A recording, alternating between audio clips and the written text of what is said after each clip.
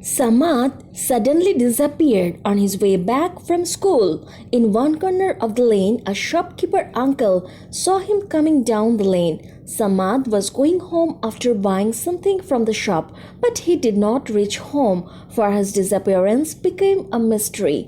For the second time, this had happened because a few months ago such an incident happened with Mr. Nasir, who lived in this lane. He left home early in the morning to open his own shop. He exchanged salutations with the people, but at the end of the lane, he mysteriously disappeared. The boy who used to work in his shop went to the shop and saw that it was closed. So, when the boy went to Mr. Nasir's house, his wife said that he had left the house long ago. Then there was a commotion in the neighborhood, but Mr. Nasir could not be found anywhere. Zarina and her daughter Naila become restless as they cry, because when a man of a house disappears in this way, there is no limit to the grief of women. Now their shop is running by an elderly man, but no one knows where Mr. Nasir has disappeared. No one had any enmity with Mr. Nasir. Police found his body in an old school 3 days later after a long search. The condition of the body was very bad. His right hand disappeared from his elbow. His wife Zarina could not bear this scene. Nala was also weeping when he saw her father's condition. Then Mr. Nasir was buried, but after losing Mr. Nasir, his wife and daughter fell into extreme misery. Nala used to sit under a pomegranate tree in the corner of the house and remember her father. The people of the locality did not forget the mourning of Mr. Nasir, and suddenly Samad also disappeared again. His body was found after a week. People were again surprised to see that Samad's right hand was also missing from the elbow. Everyone in the neighborhood was shocked by this incident. No clue could be found as to why such incident was taking place. Everyone in the neighborhood was so terrified that the mothers stopped sending their children to school. The ground where their children used to play cricket in the locality was now deserted. Nowadays, the behavior of Naila has become different. She was not doing the housework properly. Most of the time, she remained alone, and sometimes she would go under the pomegranate tree and sit on the chair. If she went there, she would get a lot of peace of mind. Nala's mother, Zarina, would occasionally notice Nala was talking with someone.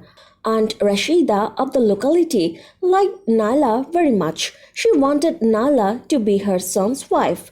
A long time had passed since Samad's death. So the life of the people of the locality had gradually started to become normal. Aunt Rashida went to Zarina's house with a marriage proposal for her son.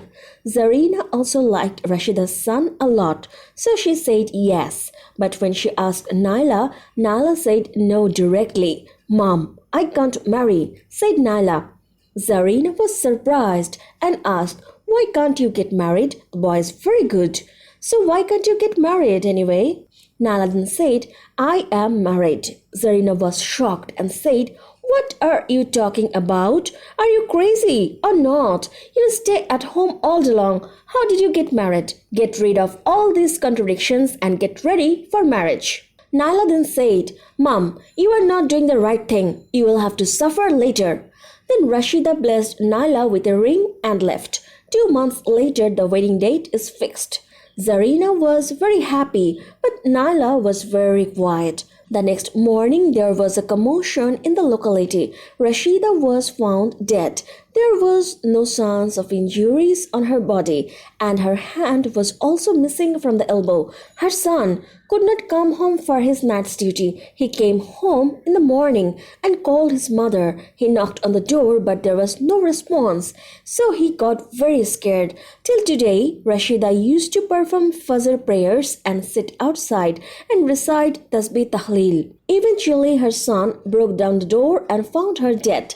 Panic spread in the whole neighborhood. Again, she was buried. Zarina was completely devastated because she had a very good relationship with Rashida. One day, when Zarina woke up in the middle of the night, she was startled by the Nala's laughter. Nala was talking with someone at 3 o'clock at night. Zarina got up from bed and saw Nala standing under the pomegranate tree. As soon as she arrives, a shadow disappears. Only Nala was standing there now. Her open hair was touching the ground. Then suddenly, Nala rose 1 foot above the ground. Seeing all this, Zarina's soul trembled. She screamed and came back to the room. She saw Nala was lying on the bed. Zarina went to the pomegranate tree again and saw that there was no one there. "What's the matter, Mom? Why did you turn on the light?" Zarina is surprised and asked, You were lying in the bed?" Nala then said, "So, Mom, where am I now?" I thought you were out," Zarina replied. Nala said, "Mom, Rashida aunt's death has driven you crazy. Go to bed and let me sleep." Zarina lay down, but what she saw did not let her sleep. She looked at the bed and saw her daughter sleeping. Zarina somehow spent that night, but in the morning everything became clear to her. Zarina thought the storeroom had not been cleaned for a long time, so she opened the storeroom's door. As soon as she opened the door, a very awkward smell came to her nose. The smell was so bad that she almost started vomiting. Behind her, there was a plastic vessel. As soon as she touched the vessel, her eyes went up to her forehead. 3 hands of different people were in the vessel, which had been lying around for a long time. In the vessel, there was the hand of a man, a woman, and a small child. She recognized the big 2 hands. The man's hand was her husband's. The other hand is Rashida's, and the small hand must be Samad's. Zarina's condition worsened due to fear. She looked back and saw a very horrible-looking woman standing there. Her teeth were big, her eyes were like fireballs. Zarina called out, "Naila, Naila!" and finally fainted.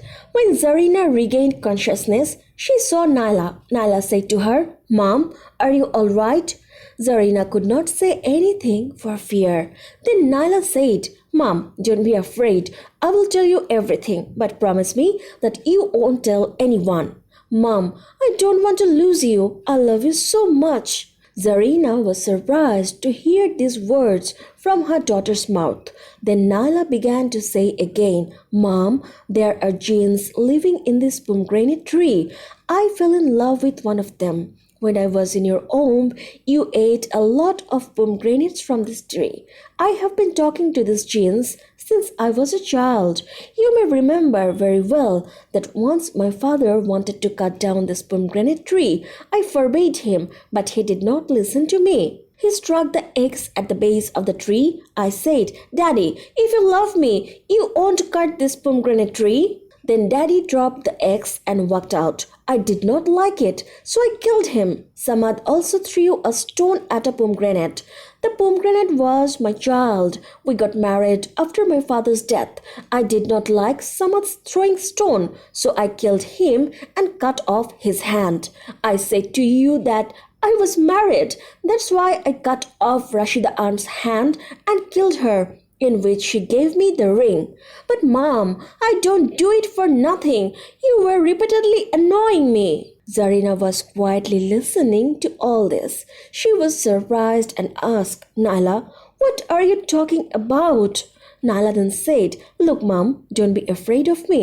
I love you so much." Zarina then said to Naila, "Daughter, what kind of path you have chosen? You should stop doing this. I will consult with the doctor." Nala said, "Mom, it's not possible anymore. I have crossed a long way. Let me be as I am. I will spend my life like this. You won't tell anyone." Zarina had decided in her mind to get her daughter out of such a situation. So then she became completely silent. The next morning, under the pretext of shopping, she went to the Imam of the mosque and told him everything. The Imam of the mosque said that he would bring one of the Islamic scholars 2 days later at night, when Nala will remain asleep. Nyla looked very bored tonight. She tapped her mother's leg before going to sleep and said, "Mom, I have done a lot of bad things to Dad, did not I? Please forgive me." "I have forgiven you," Zarina said.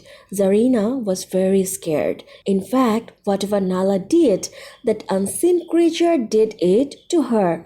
As soon as Nala lay down, she fell into a deep sleep. After a while, the Islamic scholar came. He sat down next to Nala's head and began to recite something. Then a strange sound started coming from the pomegranate tree. It was as if someone was screaming in pain. Nala's voice was also coming out of those voices. Zarina heard her daughter screaming and started crying. At the sound of screams, it seemed that the whole house was burning to ashes. Seeing the pomegranate tree, it seemed that a storm has risen outside. A large pomegranate fell to the ground in the strong wind.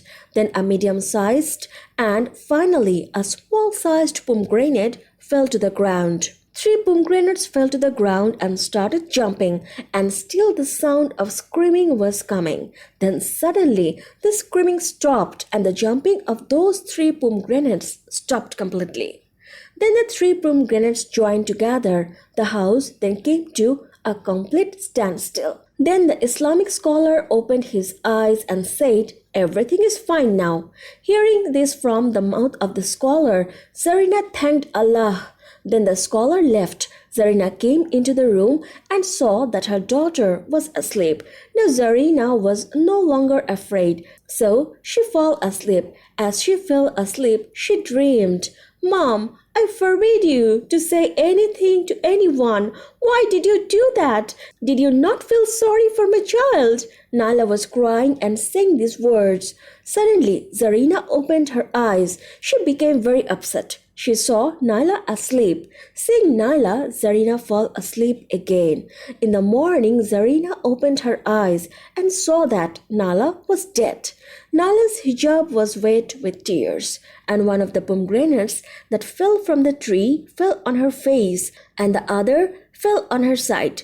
Zarina started calling her daughter like crazy. Zarina wanted to protect her daughter from this danger, but her daughter sacrificed herself because of her love. 2 pomegranates were placed on top of her grave, one big, another small, but now those 2 pomegranates have dried up.